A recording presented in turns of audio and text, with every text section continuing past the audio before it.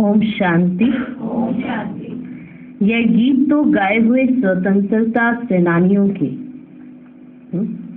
यह गीत तो गाए हुए हैं स्वतंत्रता सेनानियों के। बाकी दुनिया की तकदीर किसको कहा जाता है यह भारतवासी नहीं जानते हैं। गीत जो गाए गए हैं वो स्वतंत्रता सेनानियों के लिए गाए गए हैं, पर भारत की तकदीर का किसको जाता है ये भारतवासी नहीं जानते हैं। सारी दुनिया का प्रश्न है, सारी दुनिया की तकदीर बदल हेल से हेवन बनाने वाला कोई मनुष्य हो ही नहीं सकता। यह महिमा किसी मनुष्य की नहीं है। अगर कृष्ण के लिए कहें तो उनको गाली कोई दे ही ना सके। मनुष्य यह भी नहीं समझते कि कृष्ण ने चौथ का चंद्रमा कैसे देखा जो कलंक लगा। कलंक वास्तव में ना कृष्ण को लगते हैं ना गीता के भगवान को लगते हैं। कलंक लगते हैं ब्रह्मा को। कृष्ण को कलंक लगाए भी हैं तो भगाने के। शिव बाबा का तो किसको भी पता ही नहीं है। ईश्वर के पिछाड़ी भागे है जरूर, परंतु ईश्वर तो गाली खा ना सके। ना ईश्वर को ना कृष्ण को गाली दे सकते। दोनों की महिमा जबरदस्त है। कृष्ण की भी महिमा नंबर 1 है। लक्ष्मी नारायण की इतनी महिमा नहीं है क्योंकि वह शादीशुदा है। कृष्ण तो कुमार है इसलिए उनकी महिमा ज्यादा है। भर लक्ष्मी नारायण की महिमा भी ऐसे ही गाएंगे 16 कला संपूर्ण संपूर्ण निर्विकारी, पर कृष्ण को तो द्वापर में कहते हैं। समझते ये महिमा परंपरा से चली है। इन सब बातों को भी ना तुम बच्चे अभी जानते हो। यह तो ईश्वरीय नॉलेज है। ईश्वर ने ही राम राज्य स्थापन किया है। राम राज्य को मनुष्य समझते नहीं है। बाप ही आकर इन सब की समझ देते हैं। सारा मदार है गीता पर। गीता में ही रोंग लिख दिया है। कौरव और पांडवों की लड़ाई तो लगी ही नहीं तो अर्जुन की बात ही नहीं है। यह तो बाप बैठ पाठशाला में पढ़ाते हैं। पाठशाला युद्ध के मैदान में थोड़ी होगी। हाँ, ये माया रावण से युद्ध है, उन पर जीत पानी है। माया जीते जगत जीत बनना है, परंतु इन बातों को जरा भी समझ ही नहीं सकते। ड्रामा में नूंदी ऐसी है, उन्हों को पिछाड़ी में आकर समझना है। और तुम बच्चे ही समझा सकते हो। भीष्म पितामह आदि को हिंसक बाण आदि मारने की तो बात ही नहीं है। शास्त्रों में तो बहुत ही बातें लिख दी है। माताओं को उनके पास जाकर टाइम लेना चाहिए। बोलो, हम आपसे इस संबंध में बात करना चाहते हैं। ये गीता तो भगवान ने गाई है, भगवान की महिमा है। श्री कृष्ण तो अलग है। हमको तो ना इस बात में संशय आता है। उनसे ऐसे बोलना चाहिए। रुद्र भगवान वाच, उनका ये रुद्र ज्ञान यज्ञ है। ये निराकार परम पिता परमात्मा का ज्ञान यज्ञ है। मनुष्य फिर कहते कृष्ण भगवान वाच। भगवान तो वास्तव में एक को ही कहते हैं। उनकी फिर महिमा लिखनी चाहिए। कृष्ण की महिमा यह है, अब दोनों में गीता का भगवान बोला है। गीता में लिखा हुआ है ना सहज राजयोग। बाप कहते हैं कि बेहद का संन्यास करो। देह सहित देह के सर्व संबंध छोड़ अपने को आत्मा समझो। मन मना भव मध्याजी भव। आप समझाते तो बहुत अच्छी रीति से है ना। कितनी अच्छी रीति समझाते हैं कि कैसे पूछो, क्या करो, कैसे जाना है और कैसे कैसे प्रश्नों को उठाओ और उनसे कहो कि हमको थोड़ा संशय पड़ता है, आप हमको थोड़ा समझा दो। आप ऐसे बोलेंगे तो आपके संशय को दूर करेंगे ना। हाँ, तो ऐसे बोलो, समझाएंगे अब आपको। बाप समझाते तो बहुत अच्छी रीति से है ना। गीता में है श्रीमद् भगवान वाच। श्री अर्थात श्रेष्ठ, तो परम पिता परमात्मा शिव को ही कहेंगे। कृष्ण तो दैवी गुण वाला मनुष्य है। गीता का भगवान तो शिव है जिसने राजयोग सिखाया है। बरोबर पिछाड़ी में ना सब धर्म विनाश हो, एक धर्म की स्थापना हुई है। सतयुग में एक ही आदि सनातन देवी देवता धर्म था।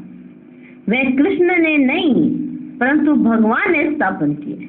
उनकी महिमा यह है, उनको तमेव माता च पिता कहा जाता है। कृष्ण को तो नहीं कहेंगे। तुम्हें सत्य बाप का परिचय देना है। तुम समझा सकते हो कि भगवान ही लिबरेटर और गाइड है जो सबको ले जाते हैं। मच्छर सदिश सबको ले जाना ये तो शिव का ही काम है। सुप्रीम अक्षर भी बड़ा अच्छा है। तो शिव परम पिता परमात्मा की महिमा अलग, कृष्ण की महिमा अलग, दोनों सिद्ध कर समझानी है। शिव तो जन्म मरण में आने वाला नहीं है, वह पतित पावन है। कृष्ण तो पूरे 84 जन्म लेते हैं। अब परमात्मा किसको कहा जाए, यह लिखना भी चाहिए, यह भी लिखना चाहिए। बेहद के बाप को ना जाने के कारण आर्फन दुखी हुए। सत्युग में जब धन के बन जाते हैं ना तो जरूर सुखी होंगे, ऐसे स्पष्ट अक्षर होने चाहिए।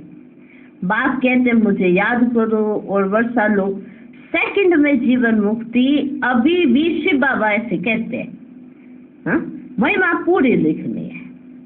शिवाय नमः, उनसे स्वर्ग का वर्षा मिलता है। इस सृष्टि चक्र को समझने से तुम स्वर्गवासी बन जाएंगे। अब जज करो राइट क्या है, ऐसे ऐसे पूछना है और ऐसे ऐसे समझाना है। फिर उनसे कहना कि जज करो राइट कौन है। तुम बच्चों को सन्यासियों के आश्रम में जाकर ना पर्सनल मिलना चाहिए। सन्यासियों के आश्रम में जाकर पर्सनल मिलना चाहिए। सभा में तो उन्हों को बहुत घमंड रहता है। अगर सभा में ऐसे ऐसे प्रश्न पूछ लें, सन्यासी सुना रहा हो और सभा में सन्यासी जी ऐसे समझाओ ऐसे करो, तो ये तो अभिमान आ जाता है ना। किसी को सभा में ऐसे टोक दो, हाँ, बोलते बोलते टोक दो, तो अभिमान आ जाएगा। उस समय ऐसे निरंकारी तो रह नहीं सकेंगे ना। तो उस समय कहेंगे कि हमारे जिज्ञासुओं के सामने, हमारे भक्तों के सामने ऐसे, हमारे शिष्यों के सामने ऐसे कैसे पूछ लिया, कौन है, बाहर निकालो इनको। तो बाहर निकाल देते हैं। जो ऐसे प्रश्न पूछ रहे होते हैं उनको बाहर निकाल देते थे। तो बाबा कहते हैं ऐसे नहीं कि वहाँ पे उनके सत्संग में बैठ कर उनसे पूछ के, उस समय तो उनको घमंड रहता है। तो पर्सनल उनसे मुलाकात करनी चाहिए और फिर पूछना चाहिए। सभा में तो उनको बहुत घमंड रहता है। तुम बच्चों की बुद्धि में यह भी रहना चाहिए कि मनुष्यों को सच्चा रास्ता कैसे बताए। भगवान उवाच, मैं इन साधुओं आदि का भी उद्धार करता हूँ। लिबरेटर अक्षर भी है। बेहद का बाप ही कहते हैं मेरे बनो। बेहद का बाबा ही कहते हैं मेरे बनो। फादर शोज सन, फिर सन शोज फादर। श्री कृष्ण को तो फादर नहीं कहेंगे ना, गॉड फादर के सब बच्चे हो सकते हैं। मनुष्य मात्र के तो सब बच्चे हो ही ना सके। तो तुम बच्चों को समझाने का ना बड़ा नशा होना चाहिए। बेहद के बाप के हम बच्चे हैं, राजा के बच्चे, राजकुमार की तुम चलन तो देखो कितनी रॉयल होती है। राजा का बच्चा हो और राजकुमार हो, उसकी चलन कैसी होएगी, रॉयल होती है। तो तुम किसके बच्चे हो फिर, तुम्हारी चलन कैसे होनी चाहिए। दूर से ही कोई तुम्हारे पास बैठे ना करे, ऐसे दूर से ही तुमको देख ले ना तो उसको पता पड़ जाएगी बहुत बड़ी हस्ती है। ऐसे बताना थोड़ा है कि हम देखो हम कौन है, हम कौन है। चलन से ही पता पड़ जाएगी ये कौन है। राजा का बच्चा, राजकुमार। अब राजकुमार बताता थोड़ा रहता है घड़ी घड़ी में राजा का बच्चा हूँ, मैं राजा का बच्चा हूँ। राजा का बच्चा राजकुमार कि तुम चलन तो देखो कितनी रोडत है, परंतु उस बेचारे पर तुम भारतवासियों ने कलंक लगा दिया है। श्री कृष्ण पर तो देखो उन्होंने कलंक लगा दिया। कहेंगे भारतवासी तो तुम भी हो। अगर आप ऐसे बात करेंगे ना तो देखो श्री कृष्ण पर तो कितने कलंक लगाए। भारतवासियों ने कहा, ऐसे बोलोगे तो वो कहेंगे भारतवासी तो तुम भी हो। बोलो हाँ हम भी हैं, परंतु हम अभी संगम पर हैं। वो तो कलयुग में बैठे हैं, हम अभी संगम पर हैं। हम भगवान के बच्चे बने हैं और उनसे पढ़ रहे हैं। भगवान उवाच, तुमको राजयोग सिखलाता हूँ। कृष्ण की तो बात हो ही नहीं सकती है ना, आगे चलकर समझते जाएंगे। राजा जनक ने भी इशारे से समझाए ना, परम पिता परमात्मा को याद किया और ध्यान में चला गया। ध्यान में तो बहुत जाते रहते हैं, ध्यान में निराकारी दुनिया और बैकुंठ देखेंगे। यह तो जानते हो हम निराकारी दुनिया के रहने वाले हैं। परम धाम से यहाँ आकर पाठ बजाते हैं, विनाश भी सामने खड़ा है। साइंस वाले मून के ऊपर जाने के लिए माथा मारते रहते हैं, मून पर जाने के लिए कितना माथा मारते रहते। ये है अति साइंस के घमंड में जाना, जिससे फिर अपना ही विनाश करते हैं। मून में जाने के लिए कितना माथा मारते हैं, यह है अति साइंस के घमंड में जाना। बाकी मून आदि में कुछ है ही नहीं। बातें तो बड़ी अच्छी है, सिर्फ समझाने की युक्ति चाहिए। तुमको समझाना आना चाहिए कि कैसे समझाना है। हमको शिक्षा देने वाला ऊंच से ऊंच बाप है, वह तुम्हारा भी बाप है। उनकी महिमा अलग, श्री कृष्ण की महिमा अलग है। रुद्र अविनाशी ज्ञान यज्ञ है, जिसमें सब आहुति पढ़नी है। पॉइंट्स बहुत अच्छी है, परंतु शायद अभी दे रही है। बाबा कहते बहुत अच्छी अच्छी पॉइंट्स हैं जो एक सेकंड में किसको भी तीर लग सकता है। फिर बाबा कहते शायद अभी थोड़ी देरी है। ये पॉइंट्स भी अच्छी है, एक है रूहानी यात्रा, दूसरी जिस्मानी यात्रा। बाप कहते हैं कि मुझे याद करो तो अंतमति सुगति हो जाएगी। स्पिरिचुअल फादर के बिना और कोई सिखला ना सके। ऐसी ऐसी पॉइंट्स लिखनी चाहिए। मनमना भव, मध्याजी भव, यह है मुक्ति, जीवन मुक्ति की यात्रा। यात्रा तो बाप ही कराएंगे, कृष्ण तो करा ना सके ना। याद करने की बिना आदत डालनी है, याद करने की बिना आदत डालनी है। अंदर आदत पड़ी हुई हो। ऐसे नहीं कोई आपको कहे याद में बैठो, याद में बैठो, याद में बैठो, समय हो गया याद में बैठ जाओ। अगर कोई आपको ऐसे कह कर याद में बैठाए तो आपको याद में इंटरेस्ट नहीं है।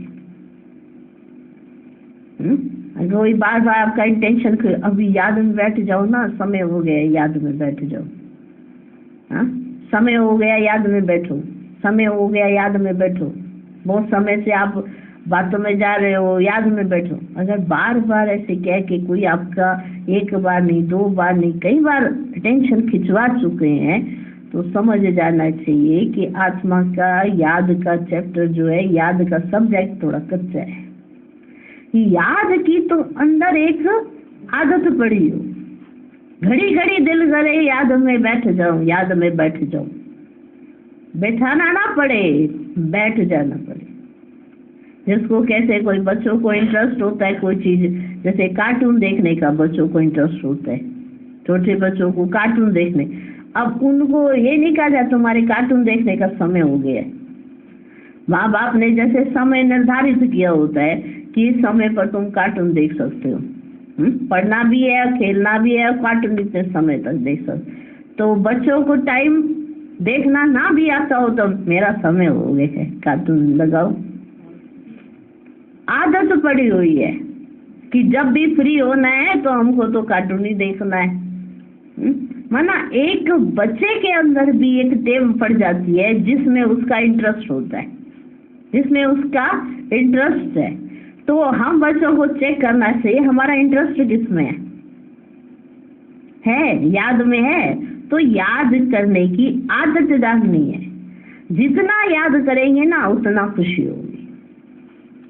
परंतु माया याद करने नहीं देती है, हमको करना है। हमें ये मान नहीं लेना है कि वो करने नहीं देती है। हम ब्राह्मण बच्चे आपस में ये, वो माया याद करने नहीं देती है ना, माया याद करने नहीं देती है। अरे माया याद नहीं करने देती, वो अपनी ड्यूटी बजा रही है। आपको अपनी ड्यूटी बजानी है, आपको याद करना है, आपको आदत डालनी है अपने आप को। अगर अभी भी आदत नहीं डली है तो कब डलेगी? अंदर ही अंदर। बाबा जिसे कहते हैं जब जाप जलता रहे, कोई हिलाए भी, कोई पूछे भी तो भी याद में है। इसमें याद में है, परंतु माया याद करने नहीं देती है, पर आपको याद करना है। अच्छा, मीठे मीठे सिकिर दे बच्चों प्रति माता पिता बाप दादा का याद प्यार और गुड मॉर्निंग।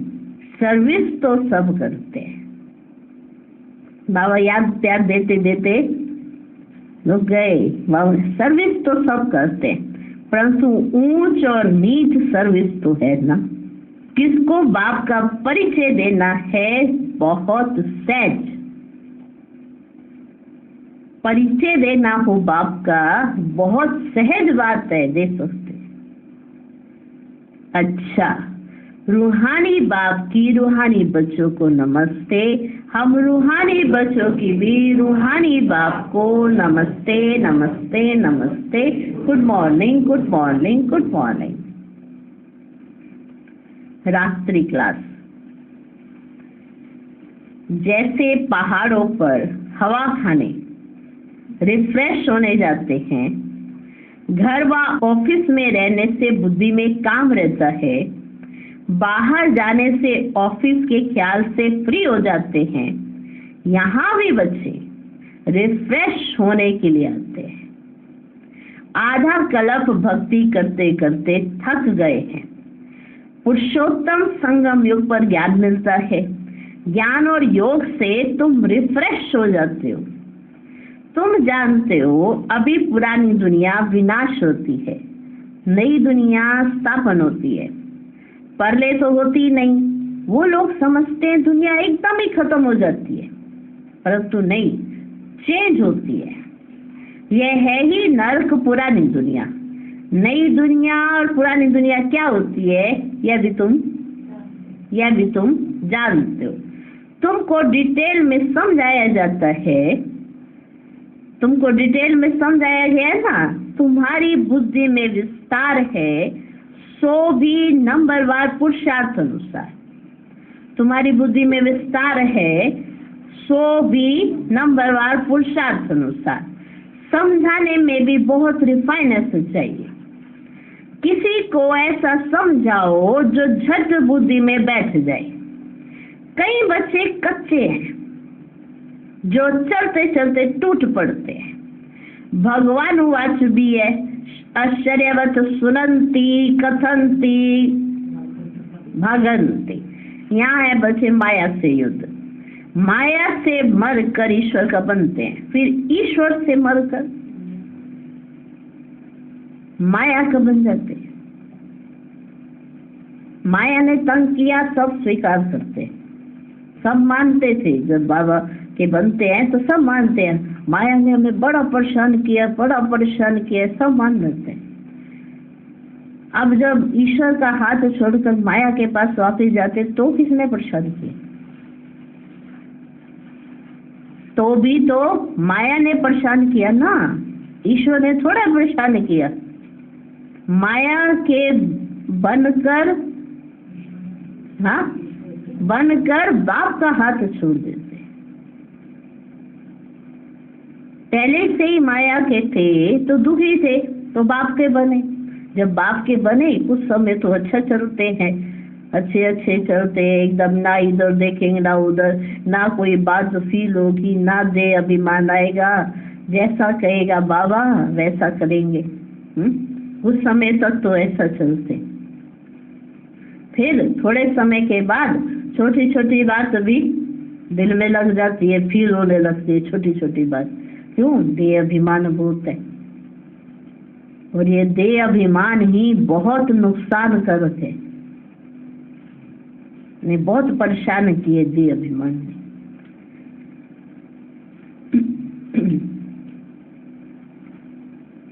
तो बाबा समझाते हैं, परले तो नहीं होती है, बुद्धि में विस्तार से समझाया कि नहीं, परले तो नहीं होती है, चेंज होती है। किसी को ऐसा समझाओ जो झट बुद्धि में बैठ जाए, पर कई बच्चे अभी कच्चे हैं जो चलते चलते टूट पड़ते हैं। आधे बच्चे क्यों नुकसान उठाते हैं कि जो बड़े अच्छे चल रहे थे और वो छोड़ के चले गए तो उनको देखकर कहीं चल रहे थे तो वो भी छोड़ के चले जाते। भगवान वाच भी है आश्चर्यवत स्वदंती कथंती। यहाँ है ना माया से युद्ध, माया से मर कर ईश्वर का बनते हैं, फिर ईश्वर से मरकर माया के बन जाते हैं। एडॉप्ट हो फिर फारकती दे देते हैं। माया बड़ी प्रबल है, बहुतों को तूफान में लाती है। बच्चे भी समझते हैं हार जीत होती है, यह खेल ही हार जीत का है। 5 विकारों से हारे हैं, अभी तुम जीतने का पुरुषार्थ करते हो। आखिरी जीत तुम्हारी है। जब बाप के बने हो तो पक्का बनना चाहिए ना। जब बाप के बने हो तो पक्का बनना चाहिए। ऐसे कैसे बने जो हार हो रही है? जब बाप के बने हो तो पक्का बनना चाहिए। तुम देखते हो माया कितनी टेम्पटेशन देती है। क्या देती है? टेम्पटेशन देती है। कई बार ध्यान दीदार में जाने से भी खेल खलास हो जाता है। तुम बच्चों की बुद्धि में है अब 84 जन्म का चक्र लगा कर पूरा किया है। देवता, क्षत्रिय, वैश्य, शूद्र बने, अभी शूद्र से ब्राह्मण बने। ब्राह्मण बन फिर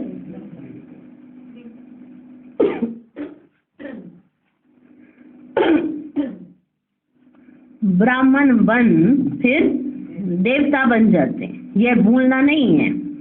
अगर यह भी भूलते हो कि ब्राह्मण बने हो अब देवता बनने जाना है, और अगर ब्राह्मण से फिर शूद्र बन जाते हो, अगर यह भी भूलते हो तो पांव पीछे हट जाते, फिर दुनियावी बातों में बुद्धि लग जाती है। मुरली आदि भी याद नहीं रहती है, मुरली भी याद नहीं रहती है। याद की यात्रा भी डिफिकल्ट भासती है। यह भी वंडर है। याद की यात्रा भी डिफिकल्ट भासती है, यह भी वंडर है। कई बच्चों को बैज लगाने में भी लज्जा आती है। यह भी देह अभिमान है ना। गाली तो खानी ही है। कृष्ण ने कितनी गाली खाई है? सबसे जास्ती गाली खाई है शिव ने, फिर कृष्ण ने, फिर सबसे जास्ती गाली खाई है राम ने। नंबर 1 है। डिफेम करने से भारत की कितनी गलानी हुई है। तुम बच्चों को इसमें डरना नहीं है। अच्छा, मीठे मीठे सिकिलधे बच्चों प्रति याद प्यार और गुड नाइट।